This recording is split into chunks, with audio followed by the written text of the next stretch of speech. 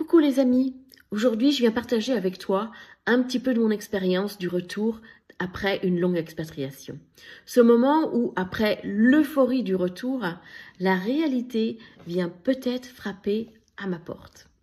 Alors tu sais, tu rentres le cœur plein d'énergie, plein de souvenirs et tu te dis ça va être génial, tout va rouler comme avant.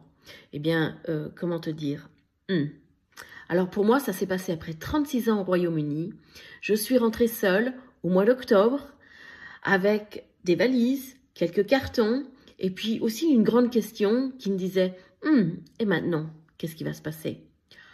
Alors, j'ai profité de l'opportunité que j'avais un pied-à-terre en Charente.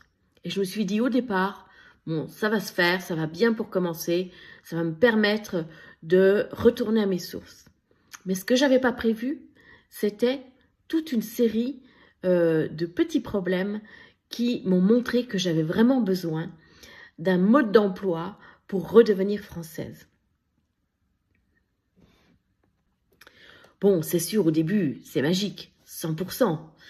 Je pouvais répondre à la question où on me demandait « Alors, t'es de retour pour combien de temps ?» Ben, ça y est, je suis retour, je suis ici.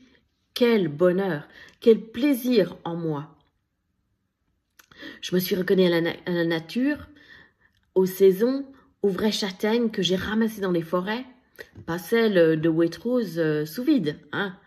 J'ai retrouvé des débats passionnés, des apéritifs qui n'en finissent plus, des rires, et je me suis dit, ok, je vais m'en sortir, easy. Et puis, il y a une autre réalité qui est arrivée sur ma porte.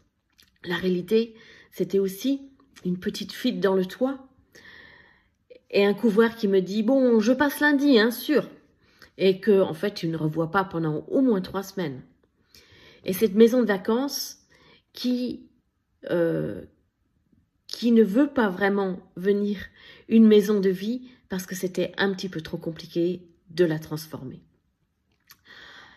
Il y avait aussi une liste assez infinie d'adresses à changer, de parler avec les administrations, les impôts, la sécurité sociale, le DF, la carte grise. Bon, il y a un moment, je me suis dit, ça y est, il faut que je déclare mon grille-pain, ça c'est sûr. Bon, le plus drôle pour moi, c'était en fait que, quand même, je suis une pro du développement personnel et j'étais quand même pas mal larguée sur plein de choses. Si bien que j'avais beaucoup de discussions où je devais dire aux gens, bon, attendez, là, vous pouvez m'expliquer un petit peu plus en détail parce que moi, je suis partie depuis si longtemps à l'étranger que je ne sais pas du tout comment ça marche. Et c'était des choses très simples que tout le monde prend comme bien normal.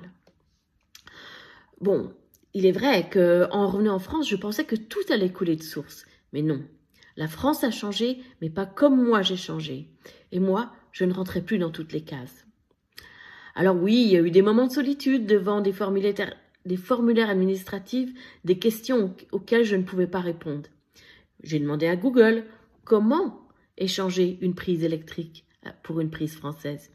Et oui, j'ai réalisé qu'on pouvait se sentir un peu étrangère dans son propre pays.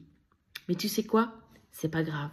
Parce que là, c'est le moment très précis du vrai retour où tu peux te poser des questions et tu peux te dire qui suis-je maintenant et qui ai-je envie de devenir ici, maintenant. C'est ça que je vais partager avec toi dans une série de vidéos. Mon retour, mes maladresses, mes découvertes et tout ce que j'ai appris sur moi et sur la France. Si toi aussi, tu rentres d'expatriation et que tu te demandes pourquoi tu te sens un petit peu entre deux mondes, un peu décalé, eh bien reste avec moi.